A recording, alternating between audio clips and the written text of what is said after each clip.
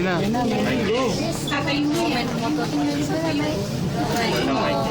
Ano yung chance mo? Sige na, Mikey.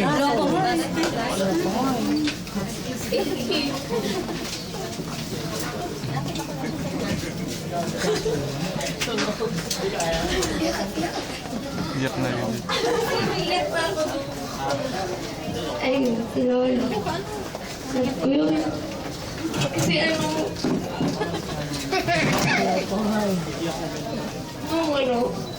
kakauwi ko lang galing ng school. Kumakatok siya, sabi niya nahihilo daw siya. Sabi ko, sige Lo, dito ka muna. Tapos sabi ko kay auntie, punta tayo, hospital na natin sa lolo kasi nangihina na po. Hindi siya kumakain, baby. Tapos, pagpunta ko from school, sabi ko, tita, sasama niyo ako sa hospital ha. Kasi gusto ko, parang, syempre, parang gusto ko sumama kay lolo sa hospital para alagaan siya. Para maramdaman niya yung, sabi nga nila, yaya daw ako eh. Pag tinatawag nila, yaya daw ako. Pero, yun, nagpaka-nurse ako, duty daw. Ang sakit ng balakang ko nung nasa emergency room kami, nakahiga, si Lolo, inaantok na kasi nasa wheelchair lang siya dahil wala siyang mahigaan. Pinahiga ko na lang siya sa kamay ko, kahit para makapagpahinga. Sabi ko kay Lolo, Lolo, I love you. Tapos nakakatuwa kay Lolo kasi nag-I love you to talaga siya. Dati nga nung bata ako, may tindahan pa sila nun. Sabi ko, Lolo, pahingi akong chicherya. Sabi niya, Nak, wala pa kasi wala pang buena mano. Sabi ko, Lolo, pahingi na lang piso. Tapos binigyan niya akong piso. Bumalik ako sa kanya, Lolo, pabiling chicherya.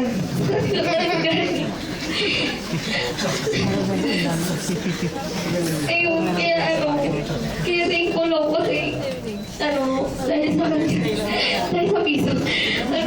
Kasi kung nagiging united kami magpipinsan dahil sa kanila. Kasi parang binigyan niya kami ng yung bahay namin magpipinsan para magkakatabi lang. So, kung may takbuhan, meron talaga. Tapos, yun si Lolo, good provider talaga. Kasi si Lola, ayun. Nagpapasalamat ako kay Lolo kasi wala kami dito kung wala sila. Yun po, mahal kita, Lolo. Love you. Dahil yan po yung muling pagbibigay natin ng pugay kay Kuya Jess. Palakpakan po natin si Kuya Jess. Alam niyo po si Kuya Jess na ipinanganak noong January 12, 1930 at kinuha ng Diyos noong June 17, 2013 ay nagkaroon ng 83 years na buhay. And I believe he lived to the fullest. Alam niyo po ba sabi ng awit 90 verse 10, buhay namin umaabot ng 7 taon singkad, minsan na may 80 kung kami malakas. Nagpapatunay na si Kuya Jess ay binigyan ng kalakasan ng Diyos. Naniniwala ka ba doon? Sa oras na ito, bago po tayo magpatuloy, nais ko pong tayo'y manalangin. Alam niyo po sa mga ganitong mga pagtitipon, tayo po ay dumadalo sa mga lamay. Binibigyan tayo ng Diyos ng pagkakataon na suriin natin ang ating mga sariling buhay. Dahil alam niyo po ang katotohanan, isang araw, daraanan mo rin ang pintuang dinaanan ni Kuya Jess. Maaari ngayon ay nakikita natin ang walang buhay na katawan ni Kuya Jess. Nakatingin, nagtitipon-tipon, nag-uusap-usap. Ngunit isang araw at nakatitiyak ako dahil ito ang nakasulat sa banal na kasulatan, isang araw tayo naman ang paglalamayan.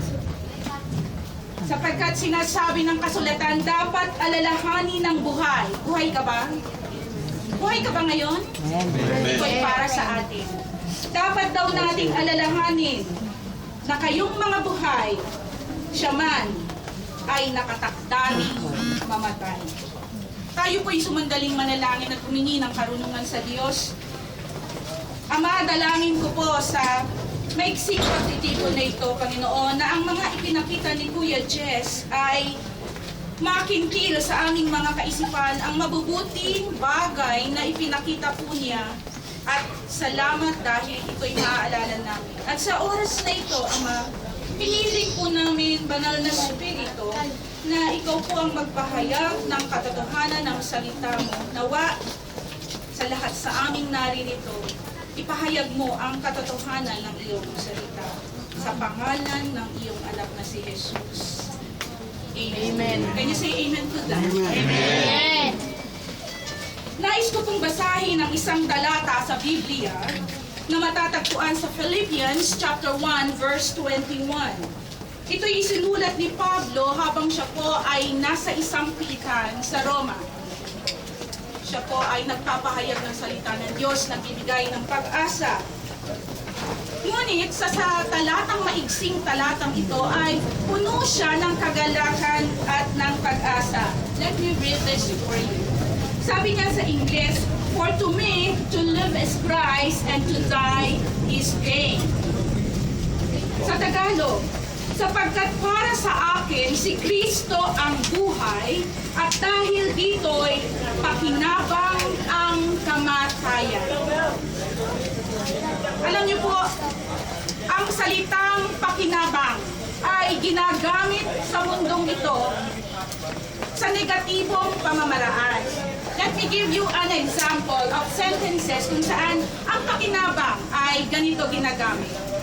O, may pakinabang ba ako dyan? May kita ba dyan? May pera ba dyan? Anong pakinabang ko dyan? Kung ikaw naman ay maganda at may itsura, sasabihin ng nanay, kaibigan, anak, patuloy kang magpaganda kasi pakinabang natin yung kagandahan mo. Pwede kitang isali sa beauty contest. Lahat ng maganda dyan sa Pilipinas. Diba? May pakinabang ang kagandahan mo. Kung gwapo ka rin, pwede ka rin isali. Mr. Pogi, 2030. Pakinabang yun eh. Thank you. Kung meron ka namang posisyon, mas matindi yan. Katatapos lang ng ating eleksyon at naku, ang laki ng pakinabang natin pag nanalo itong kapitbahay natin maging barangay captain. Ang laki ng pakinabang talaga natin pag ito ay ating iprinomote. Pakinabang nasa negatibong pamamaraan. Alam niyo po, ngayon ang tanong ko, dito sa sinabi ni Pablo, meron bang pakinabang sa kamatayan? Eh di ba pag namatay ka, hindi pakinabang yun? Aba, dito sa talatang ito sinasabi, at dahil dito'y pakinabang ang kamatayan. Ano ang relasyon nito sa pagkamatay ni Kuya Jess? Alam niyo po si Kuya Jess, hindi namatay na gwapo. Uugod-ugod nga eh. Kunot ang mga balat, hindi siya pogi, di ba? Hindi malakas ang katawan. Hindi katulad ng mga pogi dyan at mga malalakas ang katawan. Hindi siya namatay na gano'n. Nahihirapan nga siya ng mamatay. So anong pakinabang niya nung siya ay mamatay? Kabaliktad po ng paniniwala ng mundo ay ang katotohanan ng salita. Si Kuya Jess ay merong 3 bagay na mapapakinabangan at makukuhang ipapakinabang niya nang siya'y mamatay. Kaya nga po sabi ko, bago ko umalis, Panginoon, hindi naman dapat talaga malungkot. Yung salita ng condolence para sa akin ay, kapag namatay ang isang tao na kay Kristo, hindi ko sasabihin condolence, congratulations, nauna ka. Alam niyo po ba tayo, punong-puno ng problema dito, pero si Kuya Jess, I tell you, he is in a very, very, very good place. Gusto kong ipagpalit. Gusto ko na nga yan eh. Bakit? Tingnan mo yung katabi mo. Di ba problema yan? Kapitbahay mo, problema yan eh. Gobyerno, problema yan eh. O, lahat na yata. Kapitbahay, gobyerno, presidente, mga tao, problema talaga. Asawa, sabi ng katabi ko. O, hindi po ako nagsabi noon, yung katabi ko. Ngayon sa talatang ito, ano yung kapakinabangan? Makinig po kayo. Dahil baka mamaya hindi mo alam yung kapakinabangan na merong makukuha kapag tayo'y namatay na kay Kristo. Unang pakinabang, He gained a better body. Si Kuya Jess ay pumanaw, subalit may pakinabang siya ng mas mabuting katawan. Paano nangyari yun? Alam niyo po sa kasalukuyang katawan natin, hindi maiiwasan kahit na anong pagpapaganda gawin mo, kahit na anong check-up ang pagpapunta mo, monthly check-up, kahit na anong yaman mo, pag dinapuan ka ng sakit, I tell you, lalo na'y mahirap na sakit, I tell you, mauubos ang kayamanan mo, hindi ka pa rin gumagaling. Ang katawan nating pangkasalukuyan ay dumaranas ng lungkot, sakit, galit. Ano pa ang pwede mong sabihin na negatibo? Tumatanda. Tumingin ka sa mga tumatanda dyan. Tumatanda. Pagkatapos nagkakasakit. Tapos nanghihina hanggang sa huli, deteriorated na yung katawan hanggang sa hina na at namatay. Ngunit ang katotohanan, lahat ng nakay Kristo, kapag sila'y namatay, they gain a better body. Lahat ng nakay Kristo ay nagkakaroon ng pakinabang ng mas mabuting katawan. A body that never grows old. A body that never is corrupted. A body that never gets sick. At yun ang nararanasan ni Kuya Jess. Hi, Kuya Jess.